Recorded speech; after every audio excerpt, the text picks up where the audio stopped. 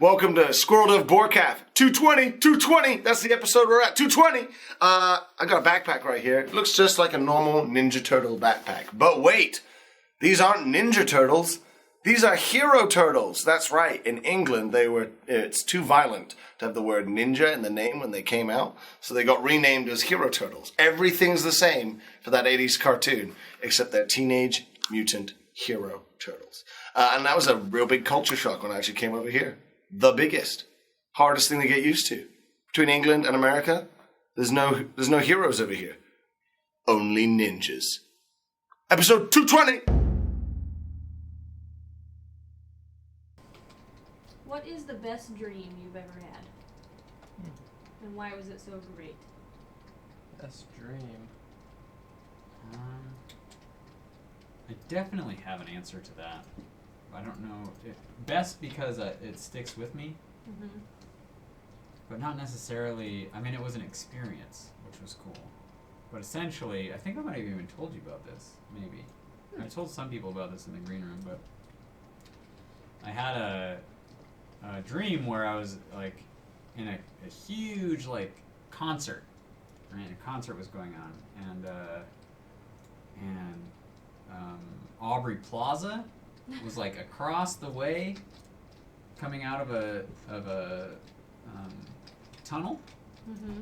And she wasn't who the concert was about or anything. And there's a level 100 undead. Oh, that's the person. Sorry. And I was like, I guess I'm not going to explain this very well, so I'll just go through like the basic points of it. Anyway, she somehow telepathically heard me laughing at her. So all of a sudden we're like right next to each other. And then I'm teleported somehow to like my neighborhood. And I'm walking along and I see sort of like this smoky fire hydrant. And I've got these papers that like are important. Mm-hmm. I can't give to anybody. And then this guy is right by my side, and he sort of like also appears to be sort of smoky in appearance, and he's got gold teeth.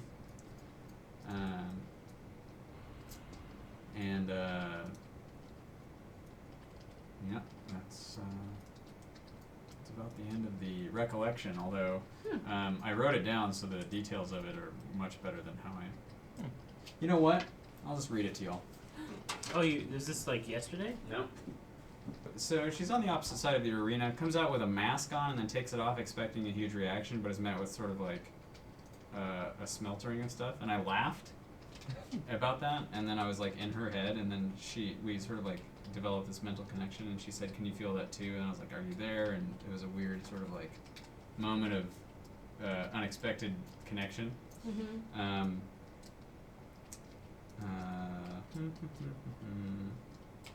Went back on my own, saw something strange out of the corner of my eye, and then in front of a house a man appeared. I kept walking, was approached. He had fizzy hair, he was about 6 feet tall, a little wild, but also like maybe looked more knowledgeable or wise than me. His teeth had a hint of gold to them, but I only saw the bottom of the top row, and he started to ask, and I answered 2015, and he grinned and said, he said, "So it's true about South Park?" And then we walked, and he gave me a stack of business papers about a half-inch thick and told me to do something about a lawyer's first $4 fee, because it's bullshit. And then another man was there in a small house, an alley, and he wanted the paperwork, but he wasn't violent or pushy. He walked with us. As we rounded a corner together, we all noticed the tips of these 3-foot poles coming from the ground and glowing gold on top of them, and it looked like energy meters of some kind. And then this was connected to the appearance of the time traveler and made sense of the gold teeth. So maybe he didn't do it so much justice, but more accurate to what happened in the dream. Yeah. Anyway, I wrote it down and I keep it in my pocket. Nice. I don't have a single dream that's as long as that, but I have a couple short ones that have been influential in my life that I'll rattle off. So one of them is, I wonder if he's still waiting. There's no way. So one of them is I'm in a jail cell surrounded by my loved ones and Johnny Depp. Everyone I've ever met in my life. And everybody's arms but mine start getting really long. And it's like a cold, wet jail cell, and I slink to the corner. And then Johnny Depp stabs both of his hands into my gut. Like, stabs them through my gut. And he's just looking me in the eyes, stabbing me with his hands. And then all my loved ones, like, collect around him and start stabbing me with their hands. With their bare hands in this jail cell. And that's it. Wow. So, yeah, I don't know. A lot of my, like, dreams that I find interesting involve me dying. Which is kind of rough, but... Do you wake up when you die? That's how the Crumby Cuckles... sometimes. Crumby not Cuckles. in this next dream. In this next dream, it's like it's a long dream, but it sort of plays itself like a recurring dream. And it starts out normal day. It's like somebody's birthday. We have friends of the family over. It's at one of my old houses. And then eventually the sun explodes, and I somehow like am aware that the sun exploded, and everybody gets burnt to death and dies. Whoa. And the world is destroyed. And then I wake up and I check my calendar, and it's the day after that. And everybody else remembers the sun exploding yesterday and everyone dying, and I remember it happening. And we're all kind of like panicked. And it's like, but it's the day after that birthday, you know, it's like actually the next day. And like the news reporters are confused, and everybody knows that this happened. And then I look up to the sky and the sun explodes again. And then we all die. And then I wake up again, and it's the day after that. So then we're sort of trapped in this weird Groundhog Day sort of thing, except the day actually is progressing each time rather than staying on the same one. And it just keeps on happening, and I get older, and it's like I witness like the next couple years of my life sort of happening in this weird, at some point during the day the sun explodes, hell. And I get really, really used to dying of burning to death. Like, so used to it, and I feel like I can like vividly experience it as it's happening. And the last day that I remember is I'm on a river, and this biplane lands, and this black guy gets out of the biplane, and he's like, I have an idea. I know how we can stop this. And then the sun explodes again, and then I woke up after Oh, that man. one. I guess those two are enough. I have a theme to some of the dreams that I remember, which is floating or flying. A lot of that going on, but one that I remember is I was on a school playground.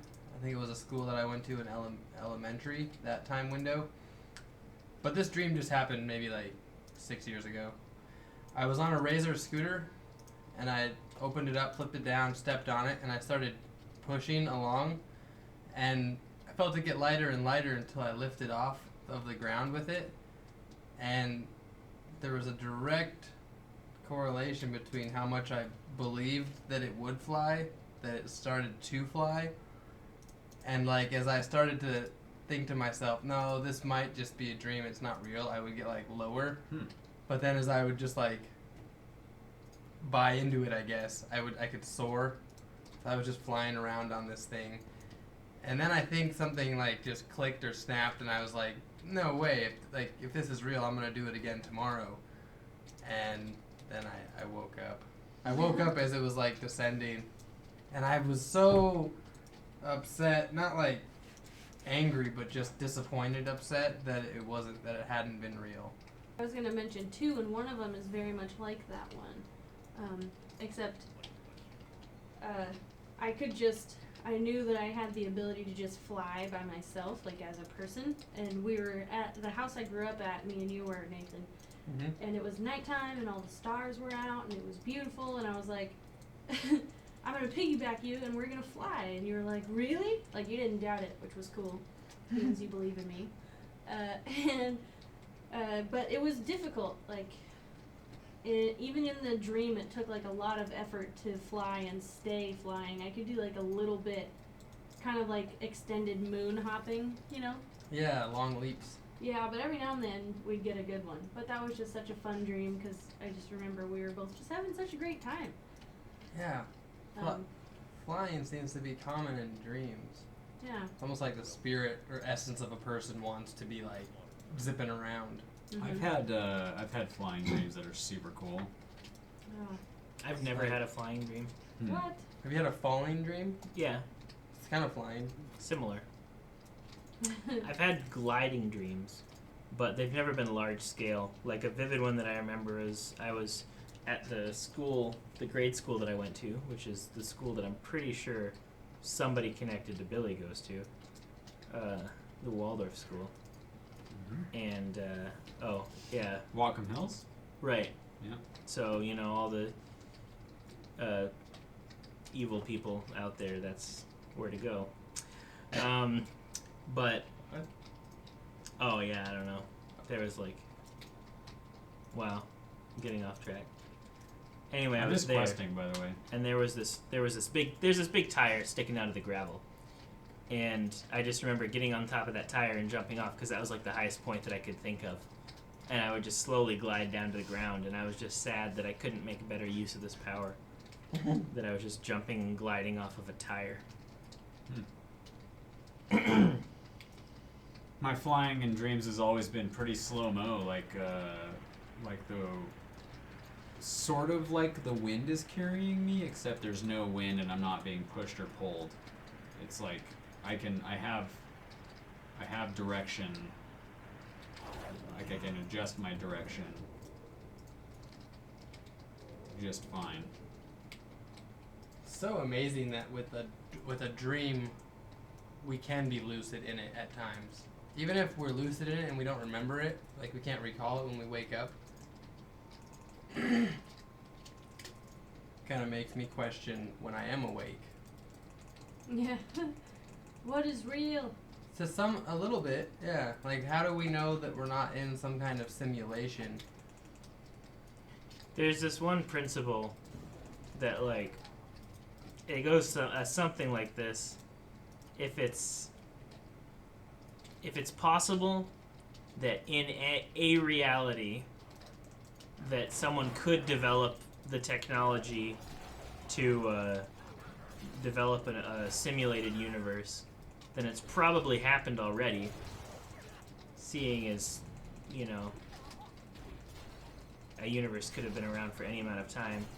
And if it's true that people could be making simulated universes and there's only one real universe, then that means that there are more simulated universes than real ones, meaning that it's more likely that we're in a simulated one than a real one. And you would have to simulate one within a real one.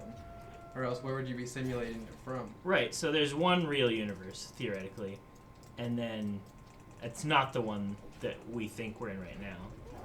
And we're just in a simulated universe. Yeah, like what if, like, Plute thinks he's real in another one, just being controlled by someone else and has no idea. Yeah. Crazy. I thought of what our last episode should have in it. This might be a tangent. But you know how when we first all met up, we were dancing at the gates of that area? Oh, you mean like our very last episode? Like, yeah, like our very, you know, just like to like connect the sides of it. We should all go dance there. Bookend of it Right. in all of our gear. Yeah, like fully the end of the journey being where it started. Nice. Well, that will Many be months. in that'll be in 7 months, unless Yeah. we get some fucking followers.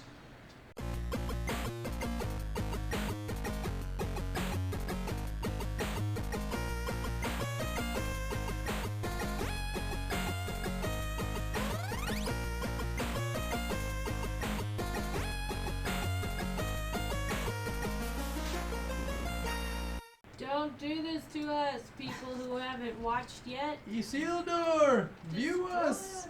Oh. No, don't just. For the Alliance, Oh, or the yeah. Horde, or whatever.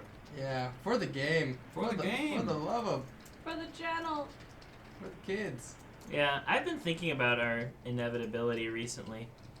And just like almost every circumstance that I've heard of that involves consistency eventually comes to involve success. Mm-hmm. And also that a lot of times it takes a big moment for one big push. And I do think that Legion will be a big moment for us. In the movie. Yeah. Mostly Legion. Wow. It's a movie. It would be ironic and cool if it was Legion, because our most hated video is our Legion expansion video. Right. Critically acclaimed. Yeah, they have Criticize. claimed some things. I mean, it's just the difference between the content of our videos going from being completely irrelevant to completely relevant Yeah. to popular culture. We are relevant now. It's just people haven't seen our relevance. You know, a wide enough audience hasn't seen it to be like, these guys are relevant as fuck. But yeah, I do think, it's all about the consistency, and we do have that. We've Oh, been yeah. refining it. Yeah. So refined. Yeah, we are super great. Yeah, we are super great. I love it. Yeah. I especially like a lot of like these new episodes that we had. I like having a single topic. Is like super cool. It's really helpful. We have shown, I think that the people that have watched all of our stuff, or from the beginning, or whatever, we have shown that the quality of the show increases all the time, which is a Right. cool feeling. Yeah. Like we're not delusional. Well, who knows?